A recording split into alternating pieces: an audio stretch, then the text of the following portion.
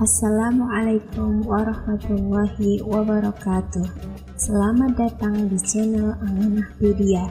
Jangan lupa untuk memberikan like, subscribe, dan aktifkan lonceng notifikasi agar Anda selalu mendapatkan update dengan konten terbaru dari kami.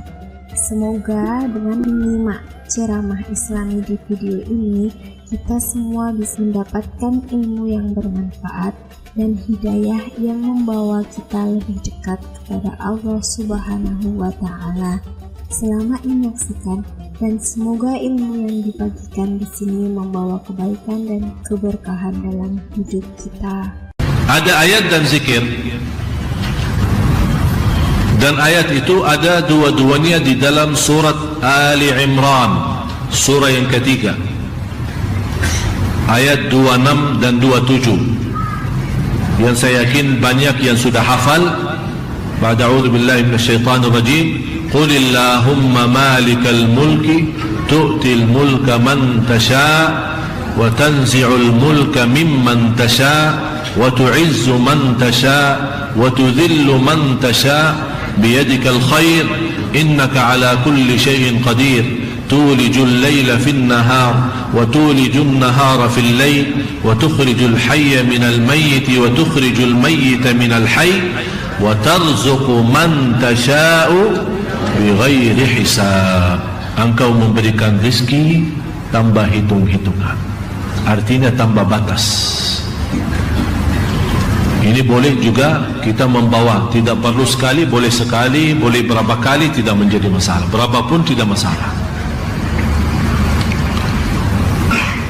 Di samping dua ayat ini, khususnya di yang saya dapatkan ijazah langsung dari guru saya, guru dari gurunya, dan seterusnya, dibacakan antara azan dan iqamat salat subuh, dan lebih baik selepas salat sunnah subuh, selepas salat sunnah subuh. Jadi begitu anda dengar azan subuh, kemudian salat sunnah subuh 2 rakaat, dan saya selalu mengingatkan jamaah, tolong jaga salat sunnah subuh karena pahalanya sangat luar biasa. Dan Rasulullah tidak pernah tinggalkan 2 sunnah, walaupun Rasulullah sakit, tidak bisa salat berdiri atau kecapean atau apa saja, tidak pernah dia tinggalkan 2 sunnah. Sunnah witir, yang kedua sunnah subuh. Kalau di Indonesia dinamakan sunnah fajar atau salat fajar, sama aja. Sunnah subuh, salat fajar sama saja. Sesudah azan, sebelum salat subuhnya, salat 2 rakaat, pahalanya lebih besar dari dunia dan segala isinya.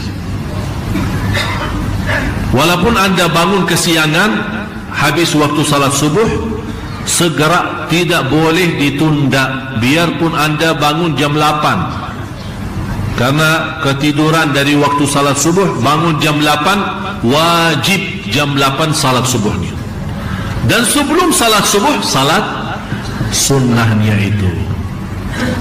Rasulullah sallallahu alaihi wasallam bersabda di hadis yang sahih yang diriwayatkan Imam Muslim dan lainnya, man nama an salatin, dengar ya, man nama an salatin aw nasiyaha falyusalliha mata dzakaraha la kaffarata laha illa dzalik.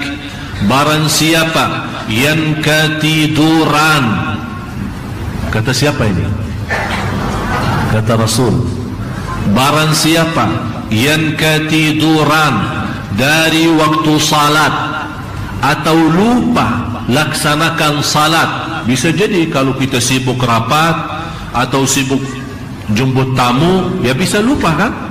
Masuk salat yang lain, ya Allah, saya belum zuhur, padahal sudah azan asar.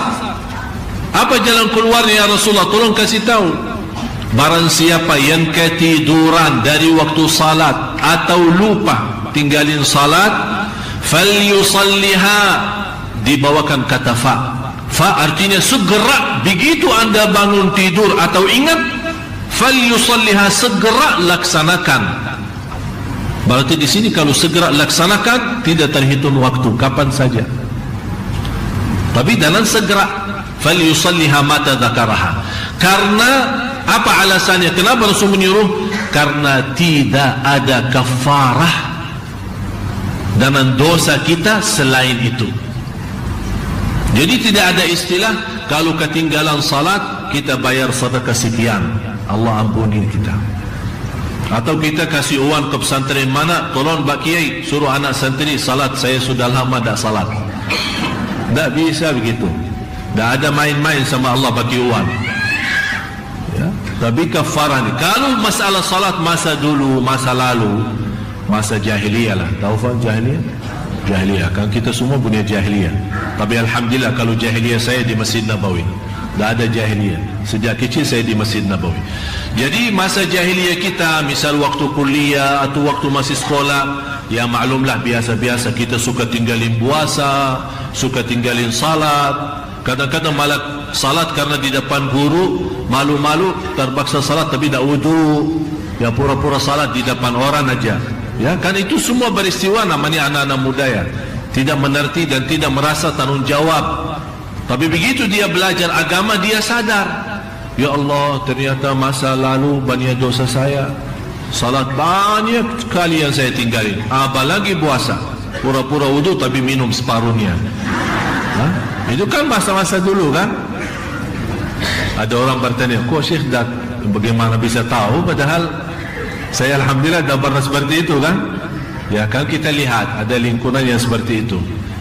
Apa jalan keluarnya? Tidak ada dalam Islam namanya ganti salat. Apalagi kalau masa-masa, kecuali saat hari ini ketinggalan satu atau lupa atau ketiduran, itu sudah ada hadisnya yang sahih.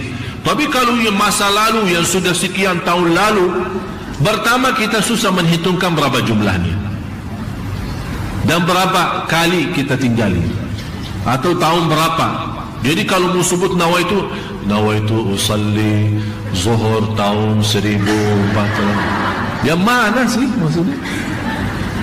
Tapi dengan taubat, Rasulullah bersabda di hadis yang sahih, wat-taubatu tajubbu ma qablaha.